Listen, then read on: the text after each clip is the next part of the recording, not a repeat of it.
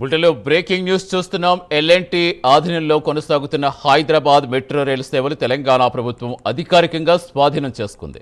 Hyderabad metro rail limited ద్వారా phase 1 project తీసుకోవాలని ముందుగానే రీచిన ప్రభుత్వం తాజాగా ఎల్ఎన్టీతో కీలక ఒప్పందం కుదుర్చుకుంది. రాష్ట్ర సచివాలయంలో జరిగిన కీలక సమావేశంలో ఉన్నతాధికారులు ఎల్ఎన్టీ ప్రతినిధులు పాల్గొన్నారు. ఈ ఒప్పందం ప్రకారం ఎల్ఎన్టీ ఎంఆర్హెచ్ఎల్కు చెందిన 100% షేర్లు అంటే 1461 కోట్లకు పైగా ఈక్విటీ విలువతో ప్రభుత్వం స్వాధీనం చేసుకుంది. అలాగే సంస్థపై ఉన్న భారీ అప్పు కూడా ప్రభుత్వ హామీతో రీఫైనాన్స్ చేయనున్నారు.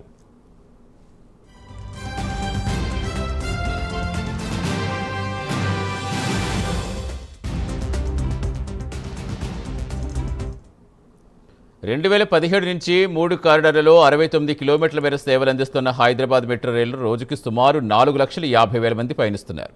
ఇప్పటి వరకు 86 కోట్ల ప్రయాణాలు నమోదయ్యాయి. ప్రభుత్వ నిర్ణయంతో ఫేజ్ 1 రాబోయే ఫేజ్ 2 ప్రాజెక్ట్స్ మధ్య సమన్వయం మరింత బలపడుతుందని భావిస్తున్నారు.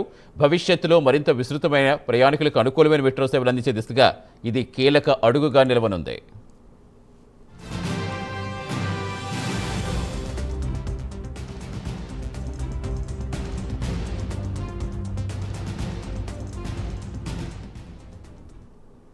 ఇక ఈ ఒప్పందానికి ముందు ముఖ్యమంత్రి రేవంత్ రెడ్డిని ఎల్ఎన్టీ చైర్మన్ మర్యాదపూర్వకంగా కలిశారు. నగరాభివృద్ధి, భవిష్యత్ ప్రాజెక్టుపై ఇద్దరి మధ్య చర్చ జరిగినట్టుగా సమాచారం. మొత్తంగా చూస్తే హైదరాబాద్ మెట్రో ప్రయాణం ఇప్పుడు కొత్త దశలోకి అడుగుపెట్టింది.